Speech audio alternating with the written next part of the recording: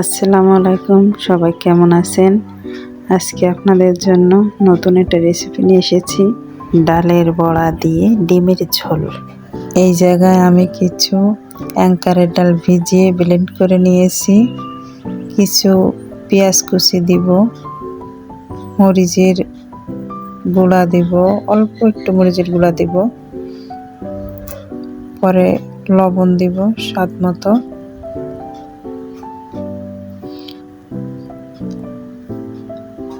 একটু হলুদের গুঁড়া দেব, সুন্দর করে মাখাবো। মাখানোর পরে এগুলো আমি সুন্দর করে ভেজে নিব। দেখেন আমি সুন্দর করে লাল লাল করে ভেজে নিয়েছি। আস্তে আস্তে করে হালকা জালে আমি এগুলো সুন্দর করে ভেজে নিয়েছি।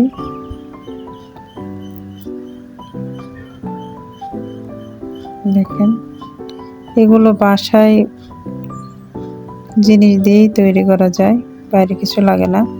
এই জায়গায় কিন্তু আমি অ্যাঙ্কারের ডাল নিয়েছি, অন্য ডাল দিলেও দিতে পারেন আপনি, যেটা খুশি।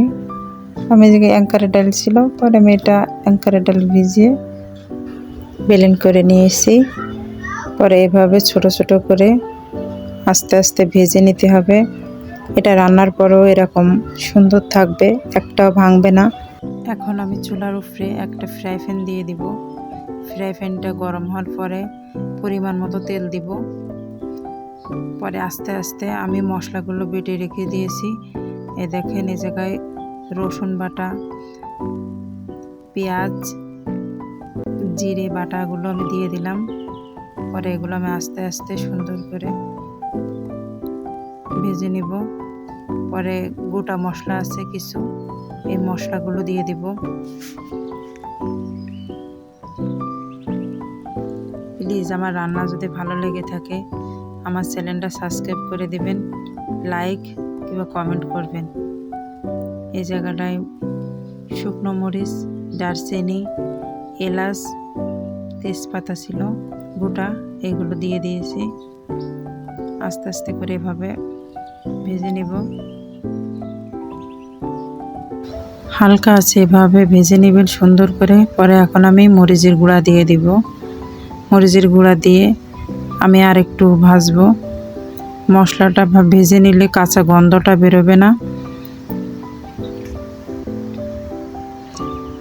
প্লিজ আপনারা আমার চ্যানেলটা সাবস্ক্রাইব করে দিবেন, আমি চ্যানেলের নতুন। রান্নাটা রান্না করে আমাকে কমেন্ট করে বলবেন কেমন হয়েছে। এখন আমার মশলাটা ভাজা হয়ে গিয়েছে। এই দেখেন কি সুন্দর ভাজা হয়ে গিয়েছে। এখন আমি পানি দিয়ে দেব, পরিমাণ মতো পানি দিব।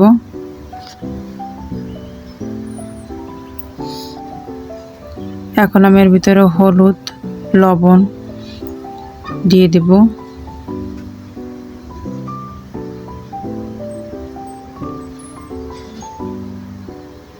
পরিমাণ মতো দিবেন।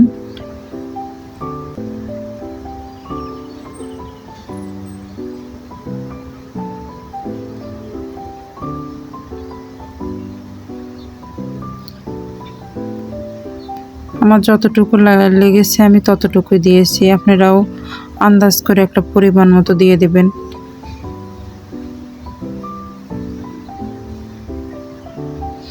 এখন আমি ছোট ছোট করে আলু কুচি করে রেখেছিলাম, সেগুলো দিয়ে দিব। আলুটা দিলে ভালো লাগে খেতে।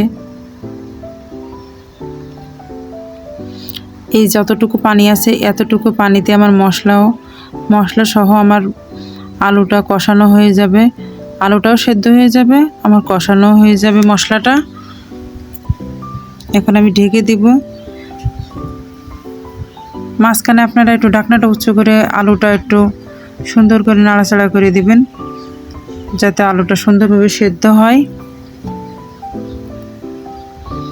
এই দেখেন আমার আলুটা পানি শুকিয়ে গিয়েছে। এখন আমার আলুটা কি সুন্দর সেদ্ধ হয়ে গিয়েছে।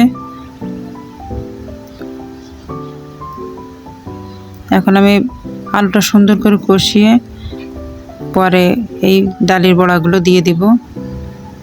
দেখছেন এই ডালের বড়াগুলো আমি লাল লাল করে সুন্দর করে ভেজে নিয়েছি।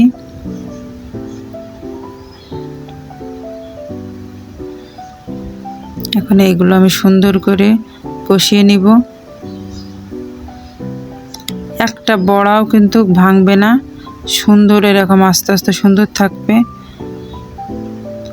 আমি কিন্তু 3টা ডিম সেদ্ধ করে ভেজে নিয়েছিলাম, সেই 3টে ডিম কিন্তু আমি এটার ভিতরে অ্যাড করব।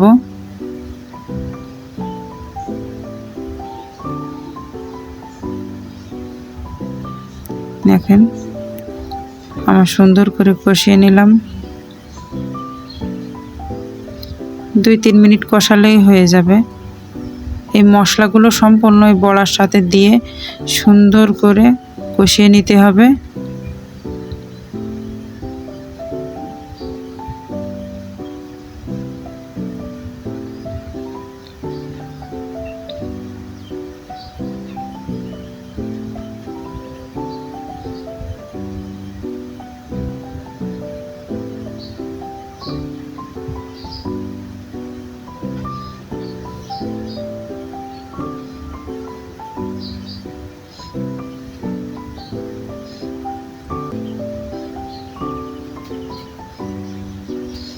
এখন আমি এর ভিতরে পরিমাণ মতো পানি দিয়ে দিব।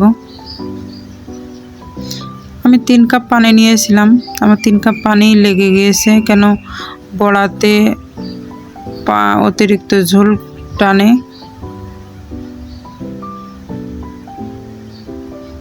ডালের বড়াতে ঝোল টানে, আলুতে ঝোল টানে, এই জন্য আমি একটু পানি বেশি দিয়েছি।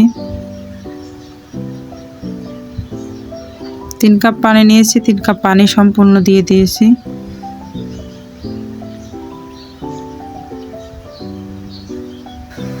এখন জিরা দারচিনি ভেজে গুঁড়ো করে রেখেছিলাম সেটা দিয়ে দেব, আধা চা চামচ। পরে এর সাথে সুন্দর করে মিক্স করে দিব, যাতে সব মশলাগুলোর সাথে অ্যাড হয়ে যায়।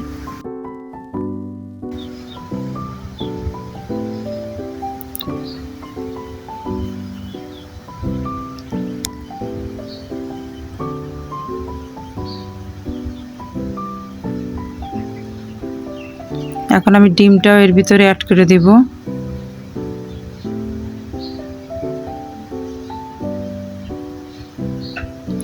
দিয়ে আমি পরে ঢেকে দেব,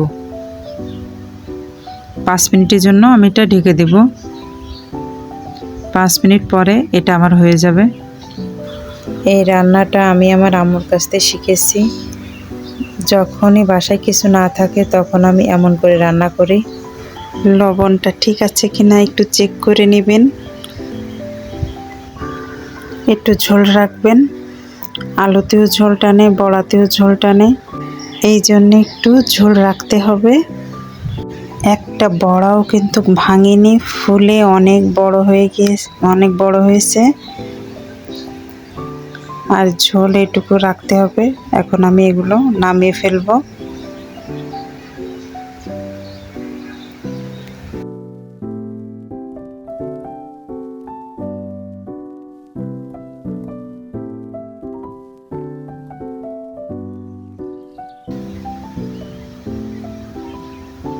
এই দেখেন আমি কিন্তু ঝোল রাখছিলাম, তারপরেও ঝোল টেনে নিয়েছে, শুকনো শুকনো হয়ে গেছে। একটা বড়াও কিন্তু ভাঙেনি, সবগুলো আস্তে আস্তে রয়েছে।